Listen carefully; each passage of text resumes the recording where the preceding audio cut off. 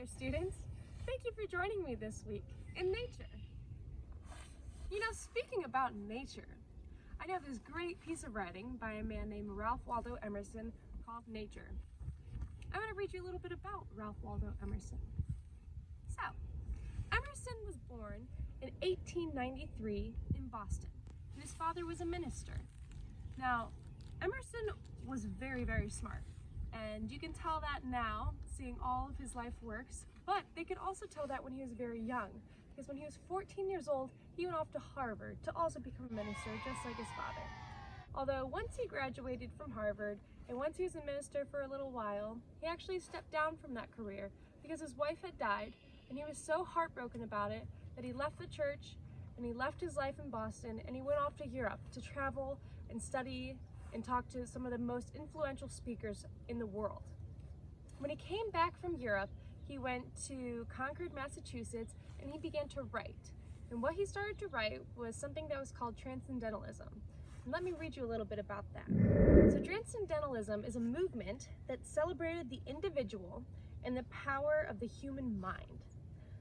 He was a part of the Transcendental Club with a handful of his really close friends who all kind of thought on the same wavelength.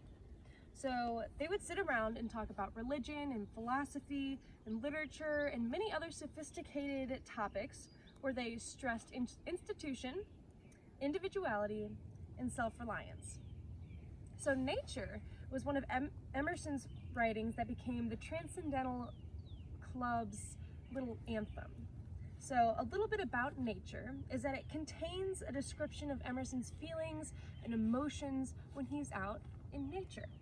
So he talks about how he feels God, he feels the universal being, nature, and simply everything as it flows through him.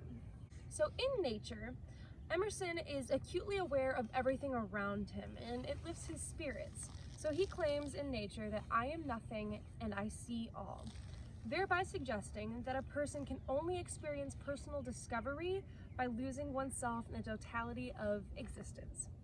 So while you read Nature, I am going to challenge you to try to understand that individualism, which is the core value of Transcendentalism, often involves learning to identify and accept what is unique and different about yourself in a society that puts pressure on the laws of social norms. So try to explore and identify individuality, independence, and appreciation for nature as it relates to its own position in society while you read Nature by Emerson. So the essential question that I'm going to ask you to pay attention to this week and for the weeks to follow is, what role does individualism play in American society? So happy reading, everyone, and enjoy this week's Nature.